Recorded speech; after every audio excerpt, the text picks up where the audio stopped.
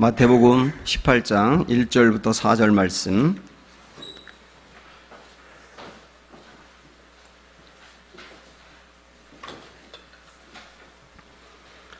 마태복음 18장 1절부터 4절.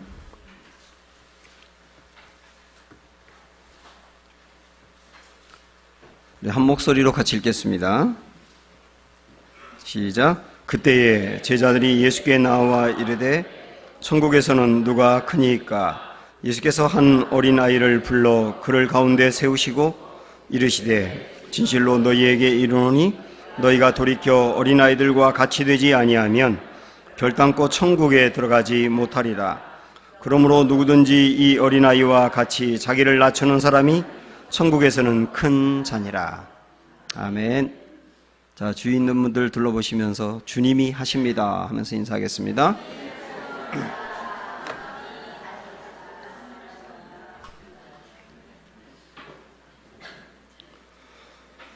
성경에는 많은 역설이 나와 있습니다. 역설이라고 하는 말은 모순된 것 같지만 진리인 게 역설이에요. 예수님이 하셨던 말씀 중에는 죽고자 하는 자는 살고 살고자 하는 자는 죽는다, 그런 말씀도 있고, 뭔가 얻으려면 잃어야 한다, 그런 말씀도 하셨습니다. 그리고 으뜸이 되고자 하는 자는 먼저 남을 섬기는 자가 되어야 한다, 그렇게 말씀하셨고요. 뭔가 얻으려고 한다면 먼저 주라, 이런 말씀도 하셨습니다. 큰 일을 감당하려면 작은 일부터 충성해야 한다. 그 주님이 하신 굉장히 귀한 역설이죠. 바울을 통해서 주님이 주셨던 역설 중에는 강해지려고 하면 먼저 약해져야 한다, 그렇게 말씀도 하셨습니다. 또한 우리 주님이 하셨던 역설의 말씀 중에는 크고자 하는 자는 어린이가 되어야 한다, 그런 말씀을 오늘 우리가 보고 있습니다. 그래서 크다라고 하는 말은 어른을 이야기합니다. 어른이 되기 원하는가? 그러면 먼저 어린이가 되라, 이런 말씀입니다. 자, 우리 1절 말씀 먼저 볼까요? 시작. 그때에 제자들이 예수께 나와 이르되 천국에서는 누가 크니까? 그때에 라고 시작을 하거든요. 그럼 무슨 일이 있었고 그 이후에 그런 얘기겠지요. 여기서 말하는 그때에는 마태복음 16장부터 이렇게 살펴볼 필요가 있는데, 마태복음 16장에서 예수님이 제자들에게 너희는 나를 누구로 받아들이냐라고 물은 적이 있어요. 그때 베드로가 주는 그리스도시요 살아계신 하나님의 아들 곧 하나님이십니다, 이렇게 대답을 했습니다. 그때 우리 주님은 굉장히 기뻐하면서 베드로에게 천국의 열쇠를 주셨어요. 그걸 제자들이 본 겁니다. 그리고 17장으로 넘어오면 소위 변화산 사건이라고 하는 것이 나오는데, 예수님이 3명의 제자, 베드로를 포함한 3명의 제자를 산 위로 데리고 가서, 그래서 예수님의 얼굴이 변형되면서 빛같이 막 휘어지고요, 그리고 웅장한 하나님의 음성이 들리는 그런 신비한 체험을 하게 합니다. 마치 그 모습을 보고 있는 것이 천국에 있는 것 같았거든요. 분명히 베드로를 포함한 제자들은 산 밑으로 내려와서 다른 제자들, 산 위에 올라가지 못한 제자들에게 그 위에서 있었던 광경을 이야기하지 않았겠어요? 그리고 그 일이 있고 난 다음에 예수님은 그때 당시에 성전에 내야 될 어떤 일종의 세금이 있었는데, 성전세라고 하는 그 세금에 대하여 베드로에게 단독적으로 맡기면서 내가 물고기를 잡아가지고 제일 먼저 나오는 물고기를 열어보면 동전이 있을 것인데 그 동전으로 나와 너를 위한 세금을 바쳐라, 이렇게 베드로에게만 맡겼습니다. 그러니까 다른 제자들이 볼 때는 일련의 이런 일들로 인해서 예수님이 베드로만 좋아하나 보다, 그리고 우리 중에서 우리 예수님이 베드로를 특별히 편애하나 보다, 이런 걸 가지고 고민하며 논쟁하고 그러던 바로 그때에, 이런 얘기예요. 그때에 그들이 예수님에게 질문했는데요, 여러분 1절의 말씀 다시 보시면 끝에 뭐라고 하느냐면 천국에서는 누가 크니까, 이렇게 질문했습니다. 사실 이런 질문은 어리석은 거예요. 왜냐하면 천국은 물론 상급이 있다고는 했습니다만은 누가 크고 작고 하는 서열이 있는 곳은 아니거든요. 그래서 아주 어리석은 질문입니다. 주님은 이 질문을 받았을 때 보이는 어린아이 하나를 데려옵니다. 다른 성경에 보면 그 아이를 이렇게 안아주었다고 나오거든요. 그리고 그 아이를 안으면서 그 다음에 제자들에게 했던 대답이 뭐냐면 3절입니다. 자, 시작. 이르시되 진실로 너희에게 이르노니 너희가 돌이켜 어린아이들과 같이 되지 아니하면 결단코 천국에 들어가지 못하리라. 자, 여기 맨 앞에 시작하는 말씀 보면 진실로 이렇게 시작합니다. 진실로. 이 진실로라고 하는 말이 들어가는 것은 강조한다는 얘기예요. 그 다음에 뒷부분에 보면 결단코 이렇게 또 말씀합니다.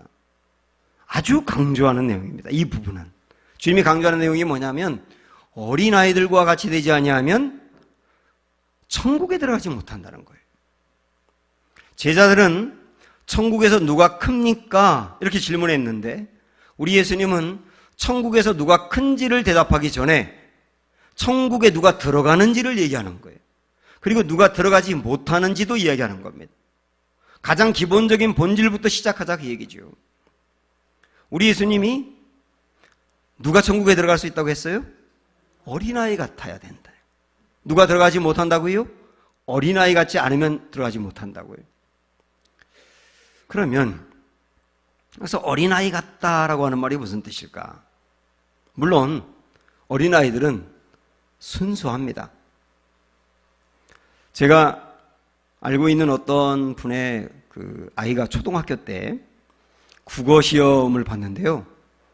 국어 시험 시간에 웬일이니 왜에 니은 들어간 웬일이니를 바로 쓰세요. 이게 문제였대요. 그거는 왜가 아니고 웬일인인지를 아는 문제잖아요.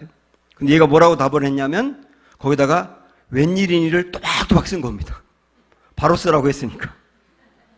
선생님이 이 답안지를 보고 심각하다라고 싶어서 엄마를 오라 그래가지고 이 아이가 이렇게 답을 했더라고. 그렇게 알려줘가지고 집에 가서 아니 너는 그 문제를 바로 쓰라는 걸 그렇게 쓰면 어떻게 해? 그랬더니 이 아이가 하는 말은 그보다 어떻게 더 바로 쓸 수가 있겠어? 그랬다는 거예요. 얼마 후에 또 시험을 봤는데 또 국어 시간에 시냇물을 소리 나는 대로 쓰세요. 이런 질문이 있었대요. 그거는 시의 내에 시옷이 들어갈 수 있는지를 묻는 거잖아요. 근데 이 아이의 대답은 졸졸졸이었다고. 정말 순수하지 않습니까? 어린아이들은 순수해요. 물론 요즘 아이들은 영악해서 순수하지 않습니다. 요즘 아이들은 더 이기적이고요. 욕심이 많고요. 그리고 자기 거 조금이라도 누가 빼앗으면 막 울고요. 그리고 자기가 쓰지 않는 인형도 다른 아이에게 준다 그러면 절대로 안 된다고 울고요.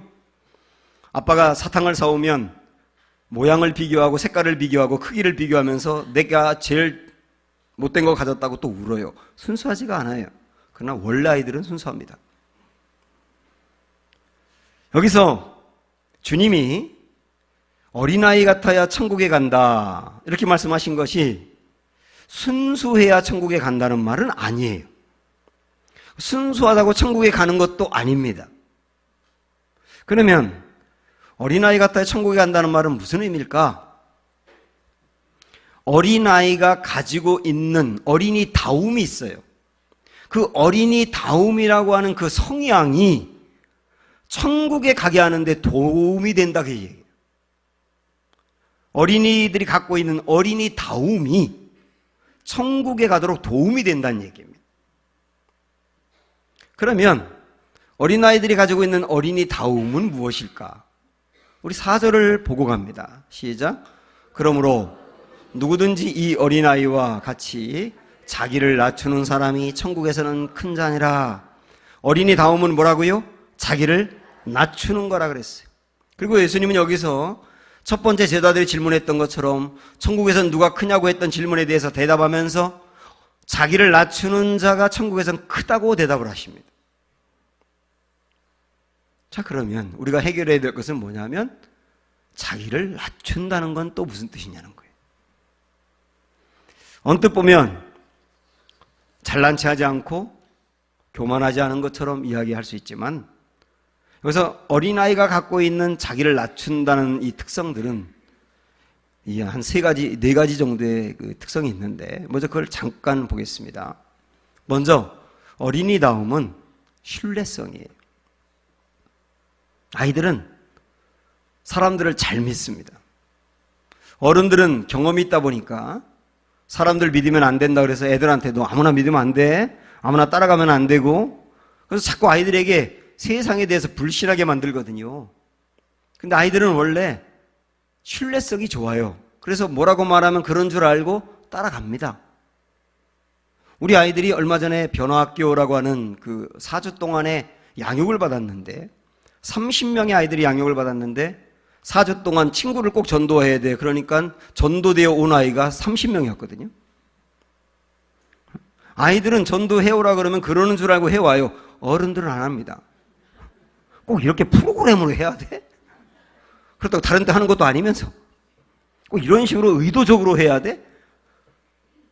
아이들은 순수하기 때문에 그래도 아이들은 신뢰성이 좋아요. 신앙이라고 하는 것은 아이들 같이 하는 거예요. 보이지 않는 하나님이지만 계시다고 믿고 그 하나님이 보내주신 아들 예수 그리스도가 나의 죄를 사했다고 믿고 그분을 믿으면 천국에 간다는 것을 믿고 아직까지 내 눈에 보이진 않지만 손에 잡을 수는 없지만 그렇다고 믿고 따라가다 보니 나중에 경험하는 거예요. 그게 신뢰성이거든요. 과학자들이 어떤 탐구를 할 때는 내가 이런 탐구를 통하여 중요한 작품을 만들어낼 것이라고 하는 믿음이 있으니까 연구를 하는 거예요. 사업가들이 어떤 프로젝트를 시작할 때는 이걸 통하여 아주 좋은 이득을 얻을 것이라고 하는 확신이 있으니까 투자를 하는 겁니다. 그리고 의사들도 환자를 진단하고 치료하는 것이 이게 맞다는 확신이 있으니까 의료 행위를 하는 거거든요. 신앙인들도 지금 나를 불러서 내가 선택한 이 신앙, 기독교 신앙이라고 하는 것이 내가 하는 이 길이 옳은 것이고 이렇게 가면 천국에 이를 수 있다라고 하는 소망 품고 보이지 않지만 묵묵히 달려가고 신뢰하는 거라고요. 그게 어린이다움이에요. 또한 어린이다움은 만족성입니다. 어린아이들은 만족을 잘해요. 근데 그 만족성이 다르게 표현하면 단순성이거든요. 아이들은 어디에 만족을 하느냐면 단순한 것에 만족을 합니다. 아이들이 만족하는 거 보세요. 아이들은요 10년, 20년 후의 일을 걱정하지 않아요. 그냥 그 아이들에게 장난감을 주면 그 장난감에 만족을 합니다. 사실 아이들에게 비싼 장난감 사줄 필요도 없어요. 아이들은 인형 하나 그리고 곤충 하나를 보면서 충분히 만족을 하는 거예요. 근데 어른들은 복잡해요. 너무 생각이 복잡해요. 다른 사람과 비교를 너무 많이 해요. 다른 사람이 가지고 누리고 있는 것은 내가 누려야 행복하다고 생각을 해요. 다른 사람을 너무 많이 의식합니다. 다른 사람이 나를 어떻게 볼까? 너무 거기에 연연을 해요. 생각이 많다 보니 행복하지 못해요. 단순하면 행복한데 너무 복잡해서 행복하지 못하다고요. 우리가 어린 시절에 무엇을 보면서 만족하고 행복했는지 잘 생각을 해보세요. 단순한 거예요. 신앙생활은 단순하게 하는 겁니다. 너무 많은 생각을 하지 아니하고 꼭 밝혀져야만 믿겠다 그러는 게 아니라 단순하게 따라가는 거예요. 그리고 내가 믿기로 결정한 하나님이라면 하나님 안에서 만족을 누리려고 하는 게 단순성이에요. 근데 많은 성도들이 왜 만족이 없느냐면 하나님 안에서 얻으려고 하는 만족보단 하나님 밖에 있는 만족을 추구하며 하나님은 그걸 도와주면 된다고 생각을 하니까 만족이 없는 거라고요. 또 어린아이는 호기심이 많습니다. 어린아이들은 그렇게 질문이 많아요. 질문이 많다는 것은 모른다는 것을 인정하는 거거든요. 자기를 낮추는 것이죠. 그래서 질문이 많기 때문에 많은 것을 알아갑니다. 그런데 아이들이 던지는 질문을 가만히 보면 아이들은 질문하되 본질적인 질문을 합니다. 지난번 우리 교회에서도 아이들 변화학교 선생님들이 양육을 했지만 그 아이들이 던진 질문을 생각을 해보세요. 천국은 정말 있어요? 그 천국은 어떻게 가는 거죠? 구원은 뭐예요? 영생은 뭐예요? 아주 중요한 기독교의 본질을 묻는다고요. 그런데 어른들은 비본질적인 질문이 너무 많아요. 제자들이 오늘 예수님에게 질문했던 게 뭡니까? 천국에선 누가 큽니까? 아니, 뭐가 그렇게 궁금해요? 그건 본질이 아니에요. 비본질적인 거에 대해서 궁금한 게 너무 많아요. 제자들이 예수님을 따라다니면서 질문했던 것 중에 예수님, 천국에 대해서 알려주세요. 천국은 어떻게 가는 겁니까? 내 마음의 천국은 어떻게 임하는 겁니까? 구원은 어떻게 받는 겁니까? 영생은 어떻게 받는 겁니까? 이런 거 물어본 적이 거의 없어요. 그들이 던지는 질문이 비본질적인 거라고요. 어른들은 너무 비본질적인데 관심이 많아요. 그 사람이 어떤 질문을 한다는 것은 관심이 거기 있다는 뜻이거든요. 그러니까 우리가 신앙생활 하면서 여러분 본질에 관심을 가져보세요. 정말 우리가 꼭 알아야 될 것, 신앙의 가장 기본적인 것들에 관심을 많이 가져보세요. 그리고 거기서 만족을 얻는 게 이게 어린이다움입니다. 로버트 브라우닝이라고 하는 시인이 쓴 시를 한번 볼까요? 이 사람이 어디에 관심이 있는지 자 읽어보세요. 내가 처음 태어날 때 내 주변의 모든 사람은 웃었고 나는 나 혼자 울었지. 그렇잖아요. 그러나 내가 죽는 날 모든 사람이 울더라도 나는 웃는 삶을 살아야지. 이런 게 본질이라고요. 그게 내가 예수님 똑바로 믿겠다. 그 얘기 아닙니까? 어린아이들이 어떤 특징이 있는지를 지금 우리가 살펴보고 있습니다. 세 가지를 보았는데 진짜 중요한 어린아이의 특징, 어린이다움은 뭐냐면 의존성입니다. 우리 예수님이 어린아이 같아야 천국에 간다. 어린아이 같아야 천국에서 크다라고 했을 때 핵심은 의존성이라고요. 아이들은 부모가 없이는 살 수 없어요. 부모를 의존해야만 살 수 있습니다. 아이들은 부모가 옆에 없으면 불안해요. 갓난아이들에게 장난감 좋은 걸 줘보세요. 그리고 엄마가 없어 보세요. 아이들은 장난감 갖고 조금 흥미를 보이다가 나중에는 장난감 집어던지고 웁니다. 엄마를 찾는 거예요. 아이들에게 먹을 걸 줘보세요. 관심을 가져요. 그러나 그 먹을 것이 아이들에게 만족을 주지 못합니다. 엄마가 어디 있는지 두리번거리다가 엄마를 만나야 행복한 거예요. 아이들은 나를 낳은 엄마 품에 있을 때만 행복해요. 이게 의존성이에요. 이전에 한 TV에서 국민일보하고 이렇게 연합을 해가지고 한국에서 태어나가지고 외국에 입양된 사람들, 다 성인이 된 사람들이 자기를 낳은 엄마를 찾는 프로그램을 진행한 적이 있어요. 그 중에 제가 이렇게 인상 깊었던 사람 한 명은 어릴 적에 태어나자마자 캐나다로 입양이 됐습니다. 근데 다행히 아주 좋은 부모를 만나서 잘 자랐고 좋은 학교를 졸업하고 직장도 좋은 데를 가고 결혼도 잘했어요. 이 사람이 한국에 와가지고 자기 낳은 엄마를 찾는 거예요. 오랜 기간 동안 수소문하면서 방송국과 함께 이 엄마를 찾았어요. 그래서 그 엄마와 만났어요. 엄마는 너무 미안한 거예요. 그래서 면목이 없잖아요. 그래서 고개도 못 들어요. 근데 이 아들은 그 엄마를 끌어안고 그렇게 우는 거예요. 제가 그 모습을 유심히 보면서 생각해 보았습니다. 어떻게 보면 내가 입양이 됐다는 것은 엄마로부터 버림받았다는 거잖아요. 나를 버린 분인데, 그리고 지금 좋은 부모님 만나가지고 아주 윤택하게 살고 있는데, 그런데 그 엄마를 찾고 싶었을까? 내가 모든 것을 다 가지고 누리고 있다 하더라도 나를 낳은 엄마의 품에 안겨야 행복할 수 있는 공간이 있는 거예요.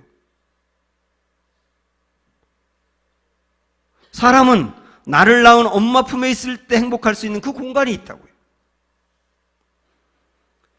우리 예수님이 어린아이 같아야 천국에 갈 수 있다라고 하는 말은 나를 만드시고 낳으신 하나님, 그 하나님 품 안에 있을 때 진짜 만족을 얻고 행복을 얻는 사람이 하나님 나라에 간다는 뜻이에요. 여러분, 파스칼이라는 사람 아시죠? 파스칼은 39세의 짧은 나이로 생을 마감했지만 그분은 당대에 1600년대에 살았던 사람인데요. 당대에 꽤나 유명한 수학자, 물리학자, 철학자, 그리고 발명가였어요. 이 파스칼이 그 명성을 누리다가 죽었는데요. 그가 죽고 난 다음에 겉옷의 호주머니에 이렇게 그 쪽지 하나가 있었고 그 쪽지를 호주머니와 이렇게 꿰어 있는 게 있었어요. 그래서 그 쪽지를 떼서 읽어봤더니, 펼쳐봤더니 거기에 딱 이런 문구가 있었습니다. 자, 보세요. 사람에게는 하나님만이 메울 수 있는 빈 공간이 있습니다.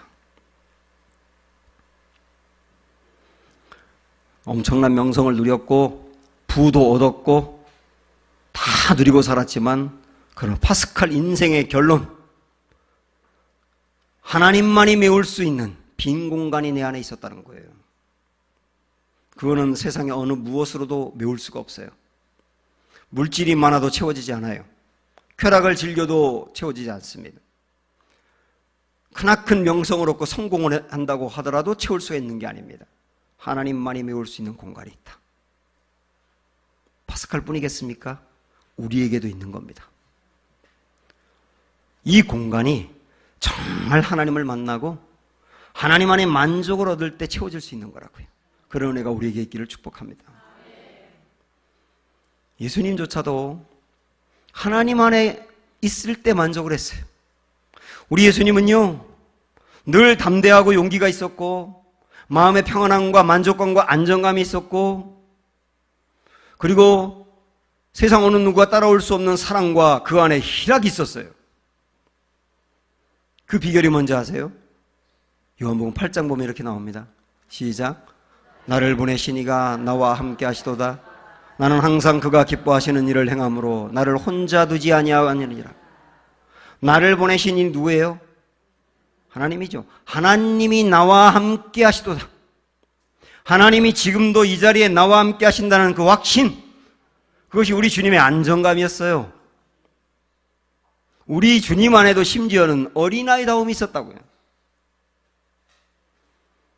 요한복음 16장 32절에 보면 이런 말씀도 합니다. 시작. 보라, 너희가 다 각각 제 곳으로 흩어지고 나를 혼자 둘 때가 오나니 벌써 왔도다. 잠깐만요. 제자들이 우리 예수님을 모른다 하면서 배반하고 다 흩어지고 우리 예수님은 혼자가 될 때가 올 거라는 겁니다. 이 미리 말씀하셨는데 그때가 지금 왔다는 거예요. 그럼 나를 따르던 12명의 제자들이 다 떠나가고 나 혼자 있으니 얼마나 외로울까요? 그러나 그 다음 읽어보세요. 그러나 내가 혼자 있는 것이 아니라 아버지께서 나와 함께 계시느니라. 이렇게 말씀하잖아요. 사람들이 다 떠나가도, 그래서 너무너무 외로울 것 같아도 그래도 나는 외롭지 않다. 그 순간에도 하나님의 계심을 내가 확신하니까. 그러니까 우리 주님은 사람에게서, 환경에게서 만족을 얻은 게 아니라 하나님에게서 만족을 얻었다는 뜻이에요. 주님이 이 말씀하신 이유가 뭔지 아세요? 그 다음 33절 다음 나오는 말씀 보면 이것을 너희에게 이르는 것은 그랬어요. 주님이 32절에 말씀한 이유가 있다는 겁니다. 그 이유는 뭐냐면 너희로 내 안에서 무엇을요? 평안을 누리게 하려 함이라. 세상에서는 너희가 환난을 당하나 담대하라. 내가 세상을 이기었느니라.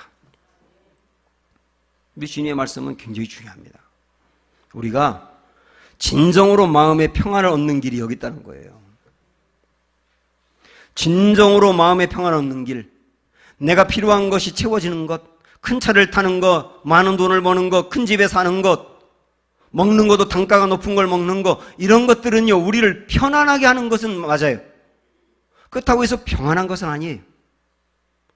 우리의 마음을 평안하게 하는 것은 주님이 나와 함께 하신다는 확신을 어느 경우든 품고 살아가는 겁니다. 그때 내 안에 평안이 있다는 거예요. 이게 바로 어린이다움이에요. 예수님조차도 그 어린이다움 때문에 평안했다니까요. 하물며 우리야 어떻겠습니까?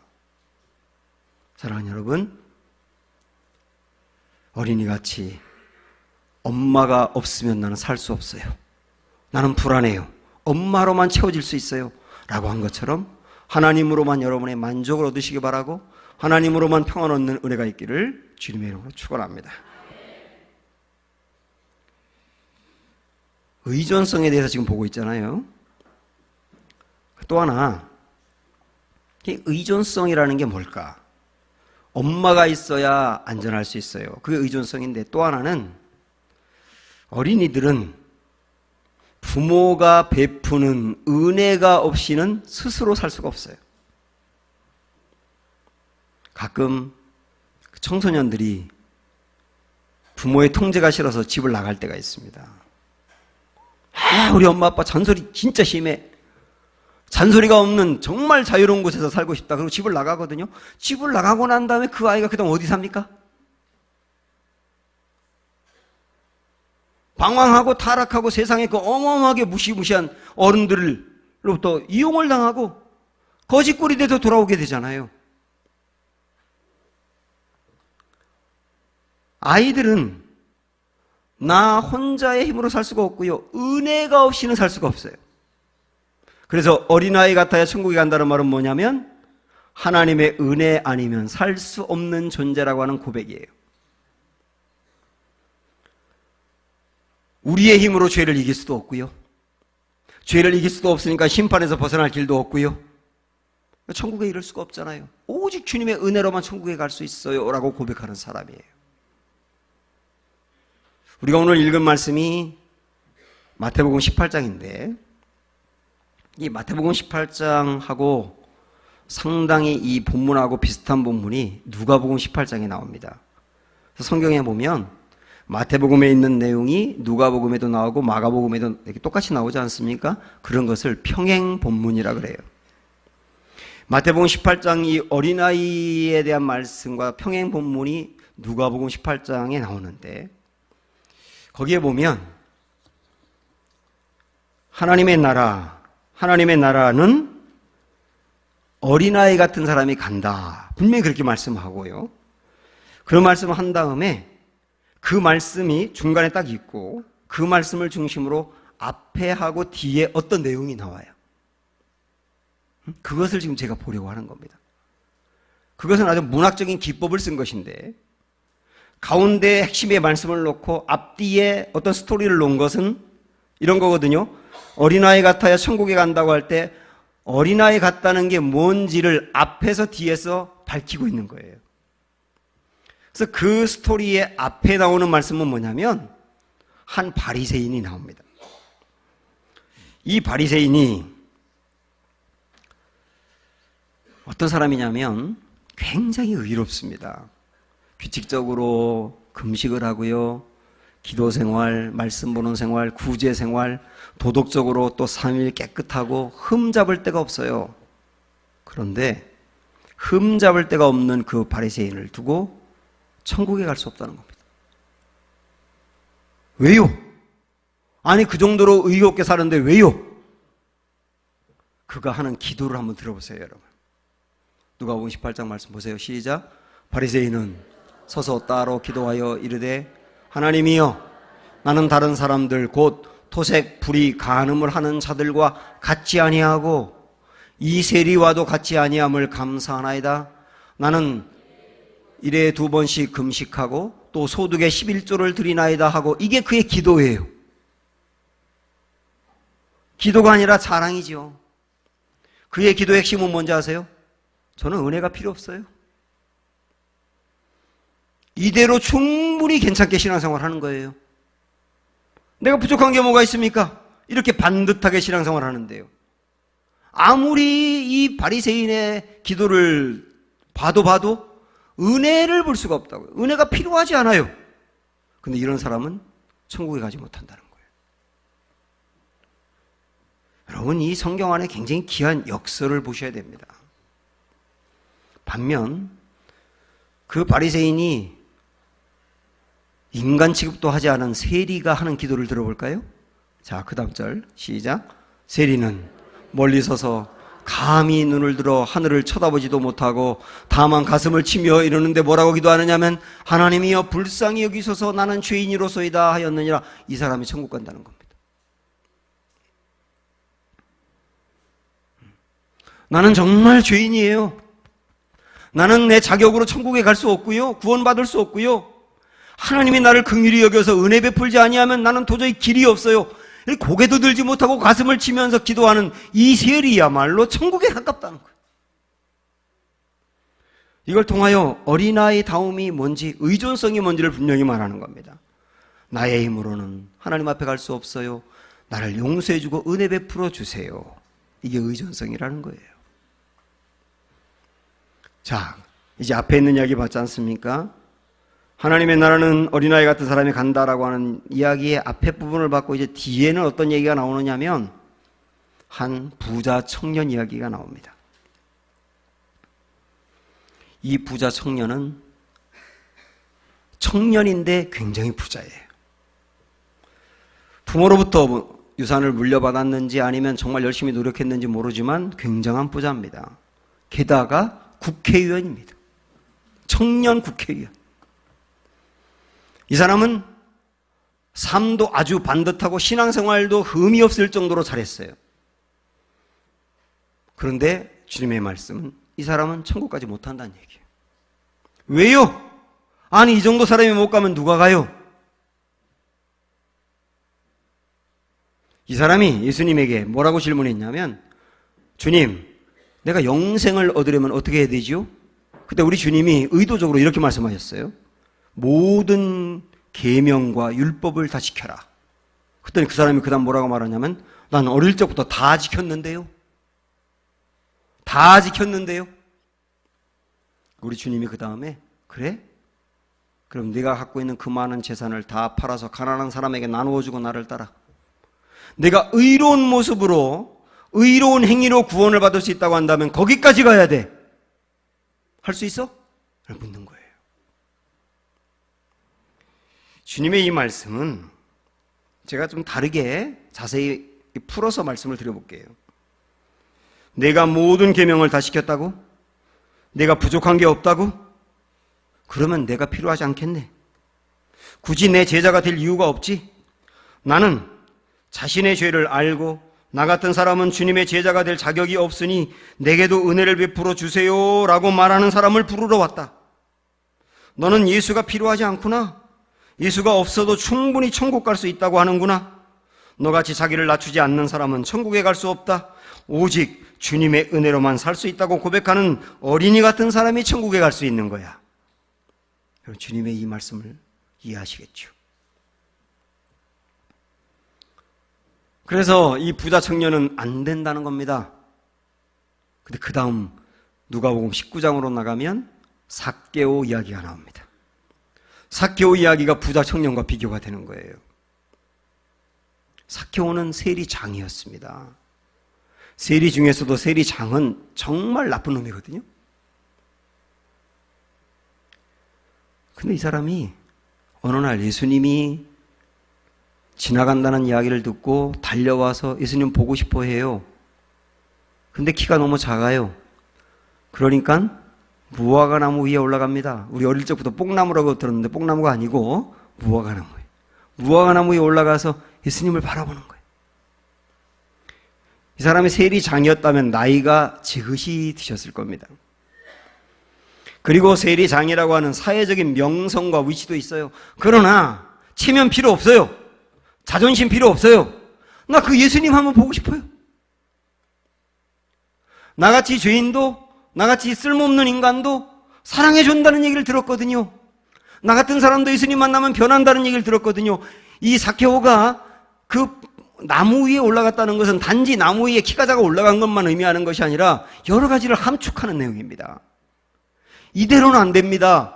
지금 이대로는 안 됩니다. 나 정말 변하고 싶습니다. 근데 예수님 만나면 변할 것 같아요. 나에게도 은혜를 베풀어 주시면 안 될까요? 이런 이야기가 나무 위에 올라갔다는 뜻이에요. 예수님은 그 삭개오를 쳐다보고 내려오라고. 오늘 내가 당신 집에 가서 밥을 먹고 싶다고. 그리고 삭개오의 집에 가가지고 함께 식사를 해요.